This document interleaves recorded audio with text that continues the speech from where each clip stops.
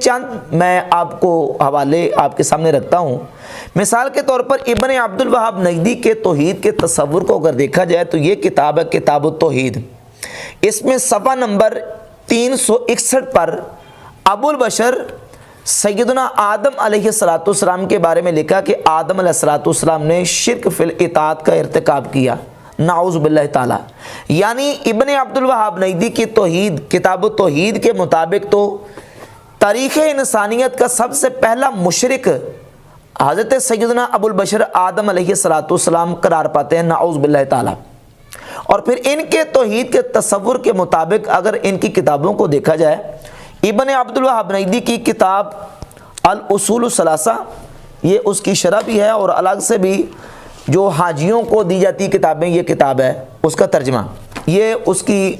عربی شرح ہے۔ عبد المحسن بن قاسم مسجد نبی کے امام و خطیب نے اس کی شرح کی ہے۔ اس میں وَثِيَابَكَ فَطَهِّرْ قرآن مجید کی آیت کا ترجمہ اور اس کی شرح کرتے ہوئے ابن عبد الوہاب نجدی نے لکھا کہ اے طہر اعمالک عن الشرک، کہ اللہ تعالیٰ نبی علیہ السلام کو حکم دے رہا ہے کہ اپنے اعمال کو شرک سے پاک کیجئے، اپنے اعمال کو شرک سے پاک کیجئے۔ اور یہ کتاب ہے المجموعۃ المفیدہ۔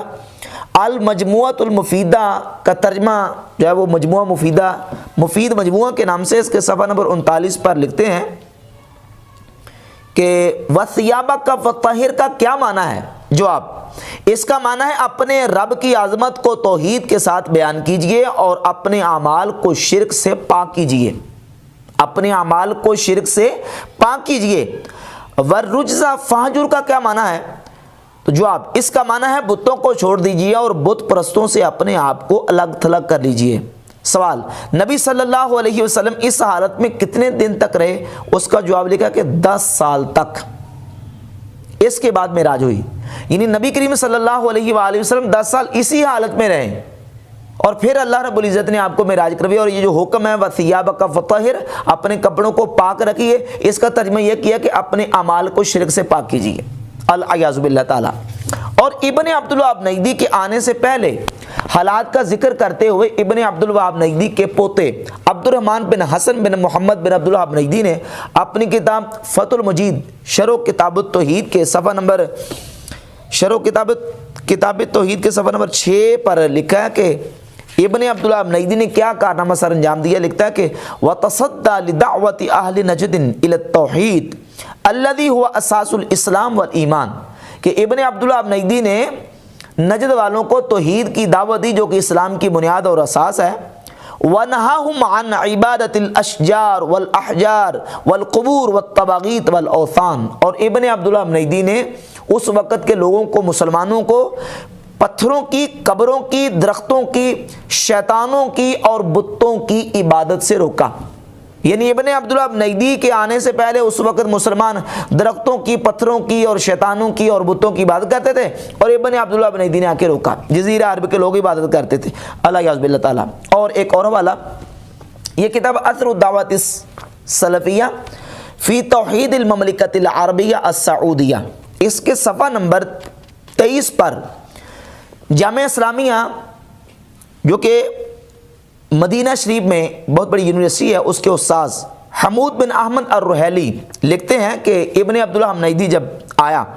لکھتا نشأ الامام العلامہ والداعیۃ المجدد شیخ الاسلام محمد بن عبد الوہاب ابن سلیمان التمیمی فی القرن الثانی عشر، کہ محمد بن عبد الوہاب نجدی مجدد 12ویں صدی میں آیا،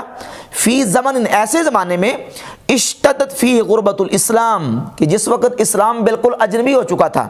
وغلب علی اہلہ الجہل والبدع والخرافات، اور وہاں کے رہنے والے بدعت، جہالت اور خرافات میں پڑے ہوئے تھے،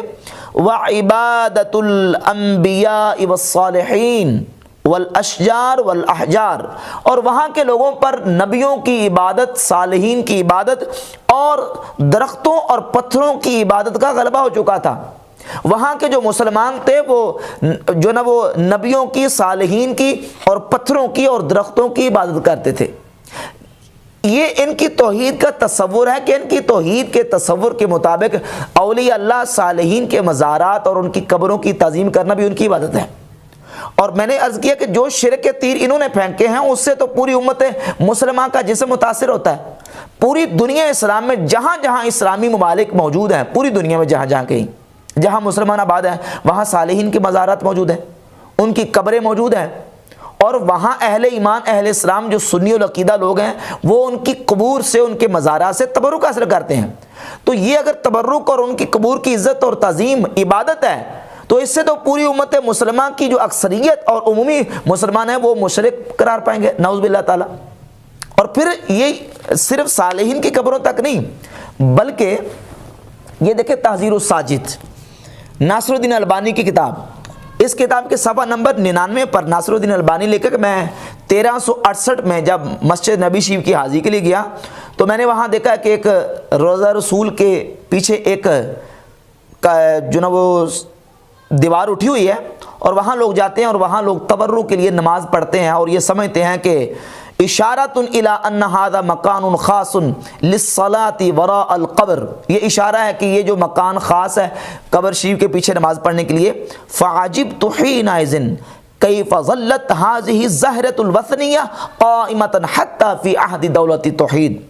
ناصر الدین البانی لکھتا کہ میں بڑا متعجب ہوا کہ یہ کھلی اور ظاہر بت پرستی مسلمانوں کے ملک میں ہو رہی ہے، یعنی روضہ رسول کے پاس اور اصحاب صفہ کے چبوترے پہ جا کے نماز پڑھنا، اس کو بھی ظاہر بت پرستی،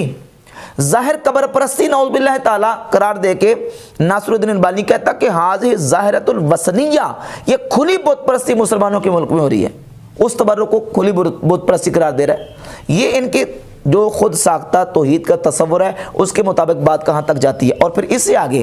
یہ کتاب ہے شرح صدور بتحریم رفع القبور، قاضی شوکانی کی، اس کتاب کے صفحہ نمبر 35 پر حاشیے میں لکھا ہے نبی کریم صلی اللہ علیہ وآلہ وسلم کے مزار پر انوار حضور کی قبر شریف کے بارے میں لکھا ہے فالقبر المعظم المقدس وثن وصنم بكل معانی الوثنیہ،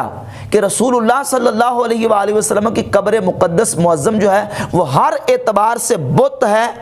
نعوذ باللہ تعالی۔ لو کان الناس یعقلون، اگرچہ لوگ عقل نہیں رکھتے۔ تو آپ اندازہ کریں کہ ان کے شرک کے فتووں سے اور ان کی جو خود ساختہ توحید جو انہوں نے اپنا معیار قائم کیا ہوا ہے اس سے تو امت مسلمہ کی مجموعی اور اکثری تعداد جو ہے وہ مشرک قرار پاتی ہے۔ اور یہی بات اسماعیل دہلوی نے اپنی کتاب تقویۃ الایمان کے صفحہ نمبر 23 پر لکھی ہے، لکھتا ہے کہ اول کہتا ہے کہ سننا چاہیے کہ شرک لوگوں میں بہت پھیل رہا ہے اور اصل توحید نیاب، یعنی مسلمانوں میں شرک بہت زیادہ آ چکا ہے اور اصل توحید نیاب، توحید بالکل تھوڑی سی رہ گئی ہے۔ حالانکہ قرآن مجید اور احادیث طیبات آپ پڑھ کے دیکھیں، نبی پاک صلی اللہ تعالی علیہ وآلہ وسلم